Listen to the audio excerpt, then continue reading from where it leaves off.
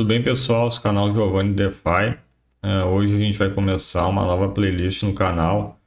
É a playlist chamada Podcast, né? Que a gente vai falar sobre o lado racional do processo de criação de patrimônio, de investimento, e não relacionado ao uso da tecnologia DeFi, mas sim a mentalidade, que mentalidade de investimento, independente da tecnologia, ela é a mesma, certo?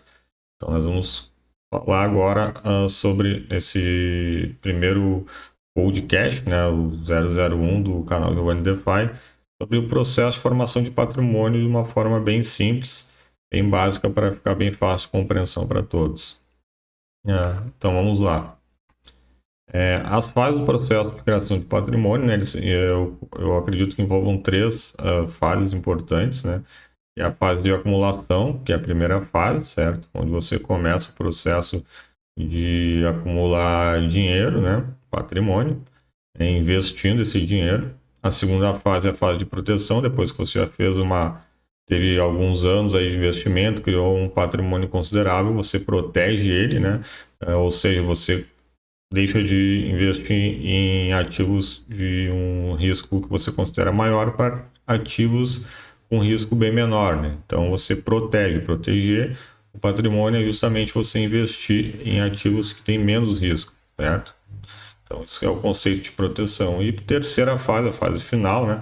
Quando você já tem lá praticamente patrimônio consolidado, você transmite para os seus herdeiros, né, caso, né, na minha opinião, eles mereçam. Senão você pode utilizar todo o seu patrimônio, enfim, e os herdeiros que, né, construam deles, certo? Aí é uma questão totalmente pessoal. Então, fase de acumulação, fase de proteção e fase de transmissão.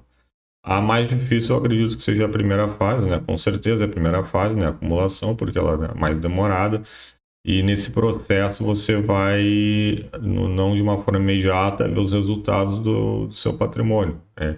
Quando o seu patrimônio começa a lhe pagar, né, o investimento que você fez, né, com juros, é o processo que demora mais. Então, você aguentar esse processo de acumulação, né, suportar ele por durante 5, 10, enfim, até mais anos, dependendo da forma que você investir, eu acredito que seja a parte mais difícil, certo? Porque você vê o dinheiro sem, naquele momento, né, pelo menos no início, não ter um retorno, é complicado, principalmente por questões psicológicas, certo?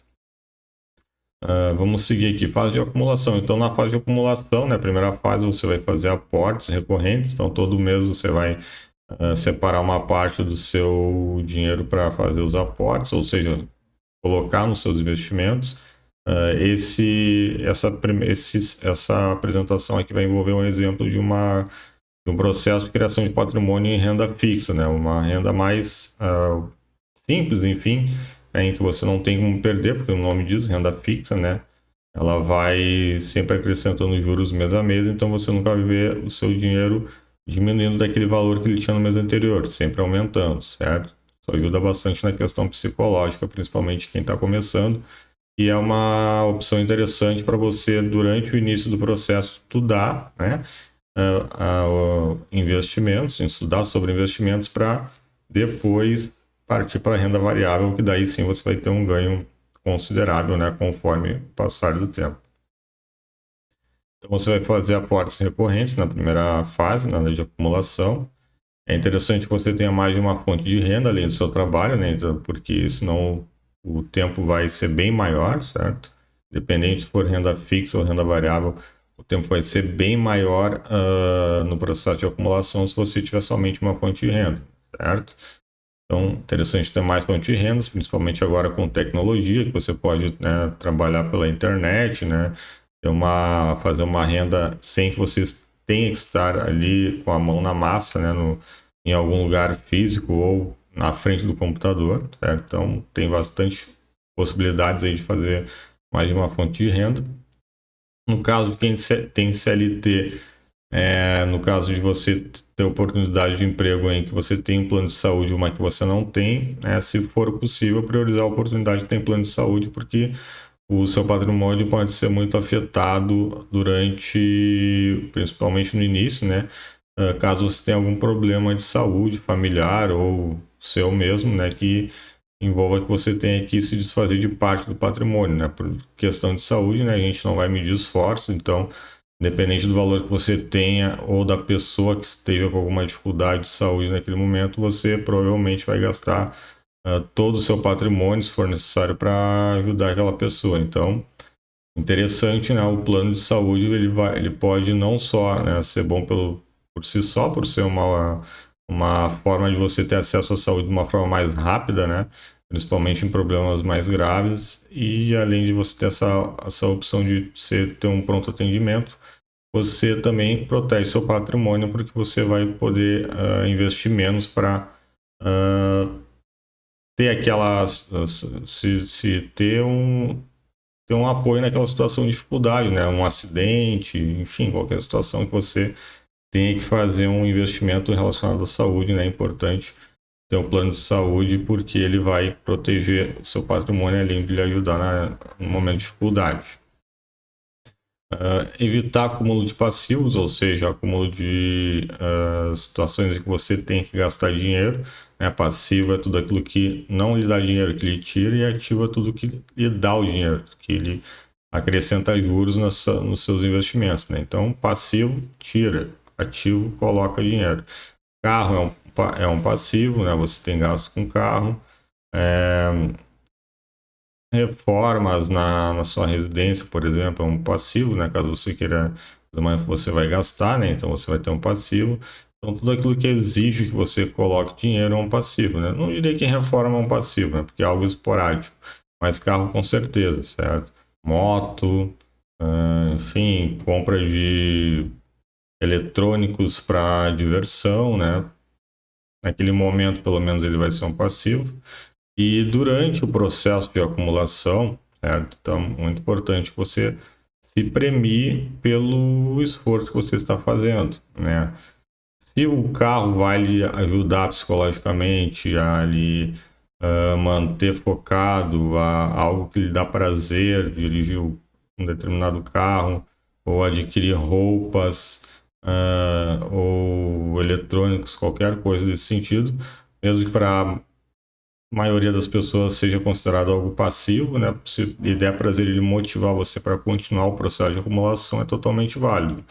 Então, tudo que lhe motivar para que você continue no processo de acumulação, mesmo que ao olhar de outras pessoas não seja algo que seja, né, aconselhável fazer no processo de acumulação no início, né, de acumulação de patrimônio, mas ali lhe motivar, é interessante que você faça aquela aquisição, viagens, né, enfim, durante o processo você tem que receber algo em troca, né, do esforço que você está fazendo, porque senão não tem sentido, né, você não pode ficar 10 anos simplesmente acumulando dinheiro, porque vai ser algo maçante e também ajuda no psicológico, né, você vê que está valendo a pena aquele esforço que você está fazendo, né? Então, de qualquer maneira, evite o acúmulo de passivos, né? Você, ao final de todo mês, você tem que ter mais ativos, né? Algo que lhe dê juros, que lhe dê dinheiro, do que passivos, do que algo que lhe tira dinheiro. Senão, o tempo vai ser bem maior no processo de acumulação.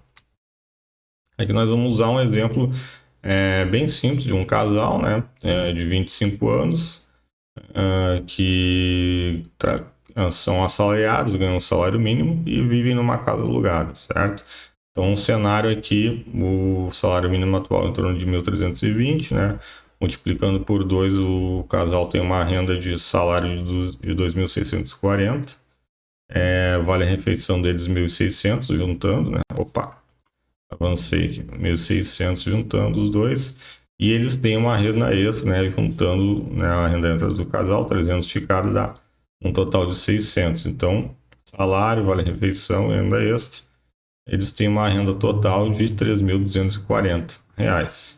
Esse casal ele tem um gasto de aluguel de 900, né? Peguei um valor aproximado aqui, mais ou menos, que duas pessoas gastam durante o mês, né?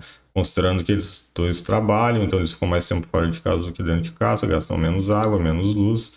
A internet, um valor aproximado aí de R$ 80 e um rancho de R$ 700 com o que eles gastam de rancho no mês, né? Algo mais ou menos aí que as pessoas gastam durante o mês.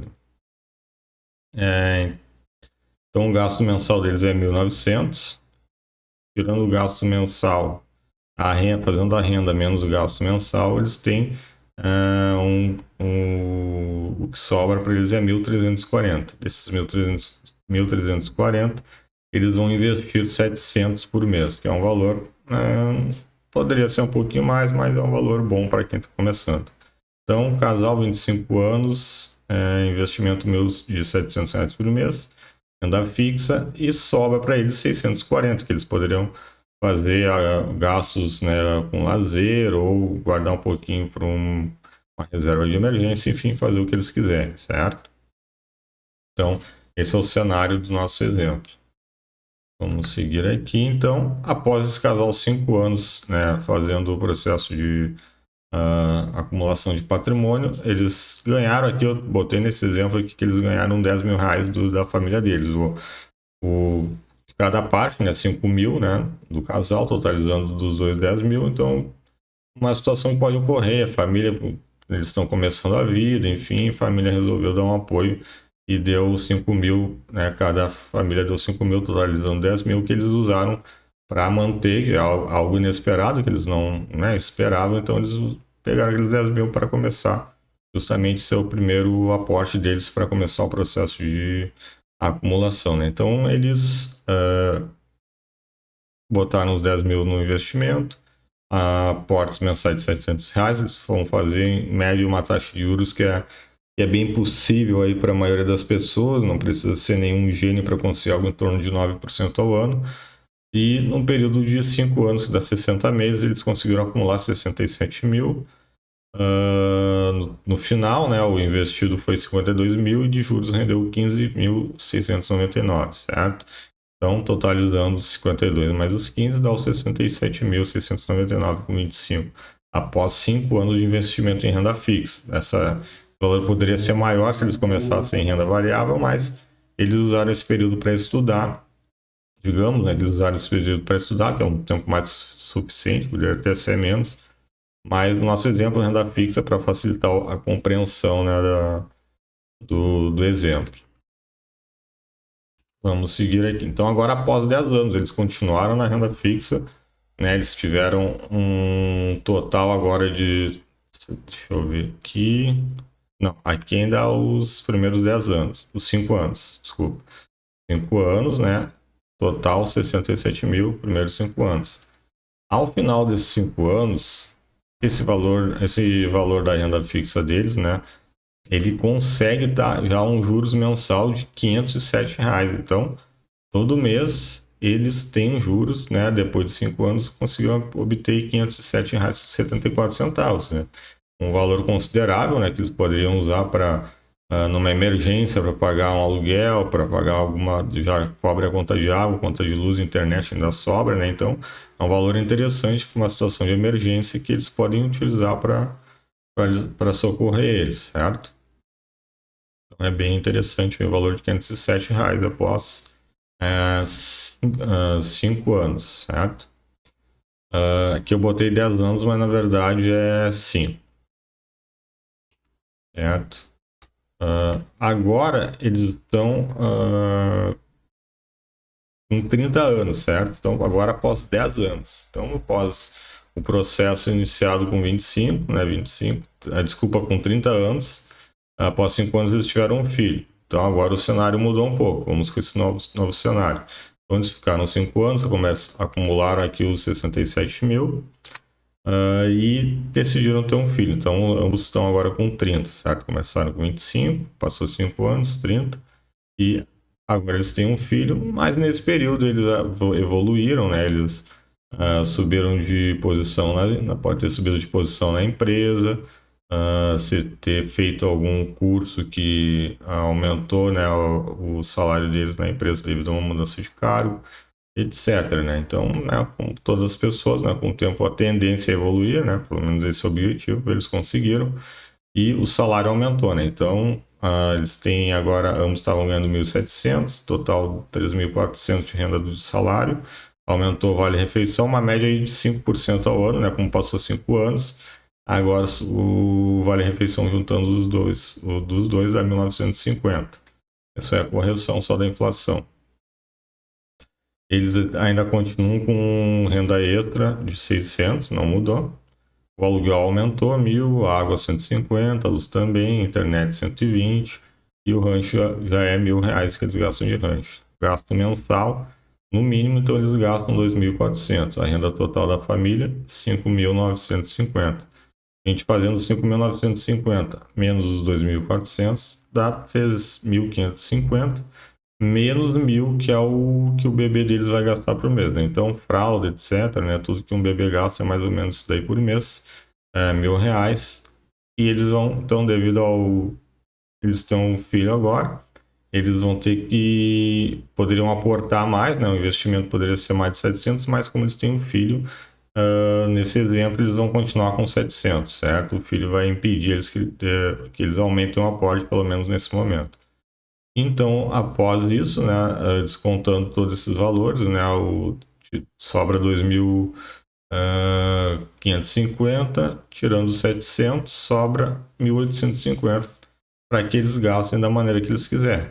Podem usar um aporte no mês, podem usar para lazer, etc., numa montagem de reserva de emergência. Né? Então, olha, vamos observar aqui que após 5 anos, o que sobrava antes... Opa, estou avançando. O que sobrava antes era 640 após 5 anos, com eles evoluindo no salário deles, né?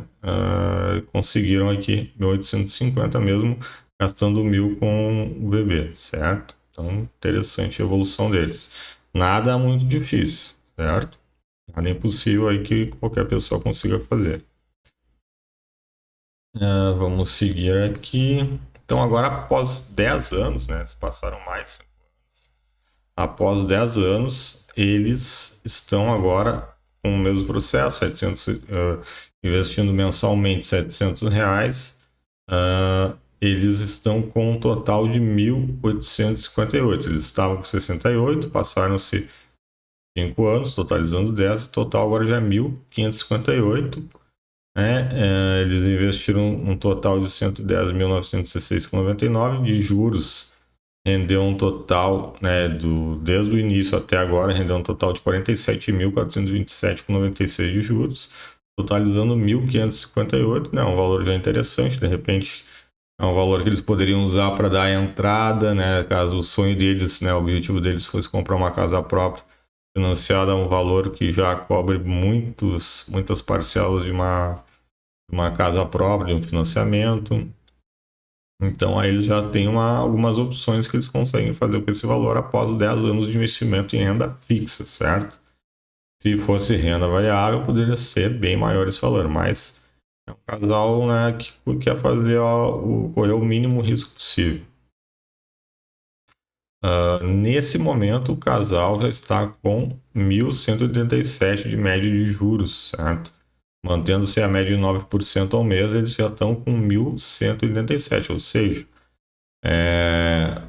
trazendo para os dias de hoje, é quase um salário mínimo. Então, eles têm os dois salários deles, né? Eles já têm uma renda, o dinheiro já dá quase um terceiro salário todo mês para eles. Então, é uma tranquilidade bem interessante. Por exemplo, esse juros já cobre o aluguel deles, né? Se eles tiverem algum problema durante o mês, eles têm, não vão se preocupar, né? Porque tem os juros do dinheiro que paga o aluguel deles. A questão de problema de saúde também, né? Já é um valor interessante para você comprar um remédio mais caro, consultar um médico particular. Então, você já consegue ter uma certa tranquilidade em algumas situações de emergência com os juros desse valor após 10 anos de investimento, certo? Vamos seguir aqui, fase 2, proteção. Então, se eles quiserem, se eles, né, achar que já é um valor e eles precisam proteger, né? Eu acredito que, dependendo da situação, principalmente em termos de saúde profissionais, né? Não tendo problema de saúde, estando bem profissionalmente, né? Sendo algo que eles acreditam que não vão ter problema em ser autônomo se for demitido, ou, enfim, que esteja num bom nível profissional, eles podem começar uma fase de proteção, que é a fase de correr menos riscos, né? No caso aqui, ele seria uma renda fixa, que não tem praticamente nenhum risco, mas se fosse renda variável, quando você chega no valor que você considera que já está um valor que você precisa proteger, que você não pode perder, porque é um valor importante para você, qualquer valor é importante, mas aqui não é um montante que você considere considerável, né? Você começa a proteger. Então, nessa fase, o objetivo foi atingido, ou parte dele foi atingido. Os aportes podem focar em ativos mais conservadores, né? Então, você vai começar a investir, no caso da renda variável, em ações, né, que seriam de menos riscos, aquelas situações chamadas ações mais perenes que resistem à turbulência ou são mais resistentes à turbulência do mercado de renda variável. Na renda fixa, eles só continuam ali fazendo os aportes deles normalmente. Eles vão, né? A renda fixa vai sempre, né? Uma linha. Não é uma linha reta, mas é uma linha contínua, né? Uma linha contínua. Então, com ações ativos conservadores, como títulos públicos, nacionais e internacionais, e ações acíclicas conservadores. Então, como eu falei, ações que, independente da situação do mercado, elas não vão mostrar muita variação para cima ou para baixo, certo? Essa é a fase de proteção. E, por último, a fase de transmissão para herdeiros, né, onde você vai, nessa fase, os herdeiros devem estar aptos para administrar o patrimônio e seguir passando mais que recebeu para as próximas gerações. Então a intenção sempre é você passar mais do que você recebe, né? Então alguém vai ter que começar, né? Então você vai fazer um sacrifício, né? Uma primeira geração de família, a segunda geração já tem que fazer menos, a terceira menos ainda, até que chega uma fase que a família ela apenas mantém aquele patrimônio para continuar tendo, né, boas condições de vida, assim que precise trabalhar para ter qualidade de vida, certo? Nesse processo, né, principalmente quem está na fase de acumulação, né, o uso do cartão de crédito tem que tomar muito cuidado, porque ele pode fazer com que você entre numa bola de neve em que os juros fique grande e você não consiga mais acumular, simplesmente seja pagador de dívida, né? Isso faz com que você não simplesmente não tenha como condições nenhuma de continuar acumulando patrimônio, sim só pagando dívida. Então, é interessante, independente do limite que você tenha, você comprometa no máximo 20% do seu salário. Se for um salário mínimo, por exemplo, seria algo em torno de R$ 260, né? Então, não mais que isso, mesmo você tendo mais que o dobro do limite de crédito, né? Se você usar o limite de crédito, você vai estar trabalhando para pagar um cartão, não vai conseguir nem pagar mais em uma conta, né? Algo que não tem sentido, não tem lógica. Então, isso é totalmente de controle da pessoa, controle emocional, controle psicológico, para que ela mesma não gaste mais, mesmo podendo, certo? Então, ali, como eu falei, o salário mínimo em torno de R$ 260. Então, se você tiver um cartão de crédito, independente do limite dele, o ideal é que você não passe dos 20%, certo? Como eu falei, é uma questão que depende só da pessoa. O cartão ele vai dar um limite maior para que você fique escravo dele e sempre seja um pagador de cartão, de juros de cartão. Caso você não tenha condições emocionais de fazer esse controle, é interessante você deixar quando chegar um certo valor da sua fatura, você pode deixar o cartão com outra pessoa para que você não tenha acesso a ele, né? Então é uma opção. Você pode pedir para a sua operadora de cartão reduzir o limite, né? Para que você não corra o risco de ter uma tentação de gastar mais, né, do que você tem condição de pagar. São opções que você tem para evitar, né, de ser um pagador de juros de cartão de crédito ao invés de construir patrimônio, certo? Aqui é uma opção do Tesouro Direto, que é uma forma acho que mais simples que existe uma pessoa começar investindo para estudar, para ter tempo, né, enquanto estuda, poder acumular patrimônio, é o Tesouro Direto, né, onde você tem várias opções de investimento e todas são renda fixa, né? Você nunca vai perder aqui deixando, né, o título vencer, né? O governo, você vai emprestar dinheiro para o governo até uma determinada data. Chegando naquela data, é impossível você ter perdido dinheiro, você sempre vai ganhar. Se você tirar antes do dinheiro, né, o governo vai lhe dar o dinheiro mais, você vai, né, dependendo do momento que você tirar, você pode estar recebendo menos do que você colocou, certo? Então é interessante sempre, se você comprar um tesouro direto, você levar ele até o vencimento daquele título. Isso aí é bem tranquilo, tem vários vídeos no YouTube que ensinam como funciona o tesouro direto, mas é uma opção de renda fixa para quem está começando a investir. Aqui já é uma situação totalmente diferente, é um comparativo de renda fixa com renda variável, né, com Ibovespa. Então, a linha reta ali, né, um azul mais escuro é o CDI, que equivale a uma renda fixa, né, aqui, ó. Pode ver que aqui no 0%, né, no 21 de fevereiro, seria, por exemplo, onde você começou a investimento, certo? Então, ele vai, renda fixa, sempre crescendo, vai ganhando juros, juros, juros, cada mês vai aumentando, aumentando, né, vai sendo uma linha reta aqui, contínua, né, com crescimento mensal, certo? Então, isso não muda na renda fixa, certo? A renda variável é as outras duas linhas, a vermelha e acho que é uma cor laranja aqui. A cor vermelha é o Ibovespa, é uma média de todas as empresas que tem no Brasil, né? Então, que estão na Bolsa de Valores do Brasil. Então, se você investir no Ibovespa, é a mesma coisa que você investir um pouquinho em cada empresa do Brasil, em todas as áreas de atuação, né? Então, é uma renda variável. Então, você vê que ela varia para cima, para baixo. E a linha laranja é como se você fosse um investidor que comprasse ações de empresas, né? Após você estudar, analisar como funciona o investimento de renda variável, como é comprar ações, etc. Você começou a investir em determinadas empresas que você julga que são boas e aqui é o desempenho, né? Então a renda variável pode ser para cima ou para baixo. No caso, isso é a minha carteira de investimentos, certo? Não vem ao caso aqui eu falar em quem eu invisto ou quanto eu invisto, é só para vocês entenderem, né? Renda variável. Mas comparando, se fosse o casal aqui, né? A linha reta aqui, né? Do CDI. Não importa saber aqui agora que é CDI, mas é um índice da economia. Que representa a renda fixa, tá? Todo mês um pouquinho de juros, né? Você vai ganhar do investimento, sempre vai aumentando seu valor.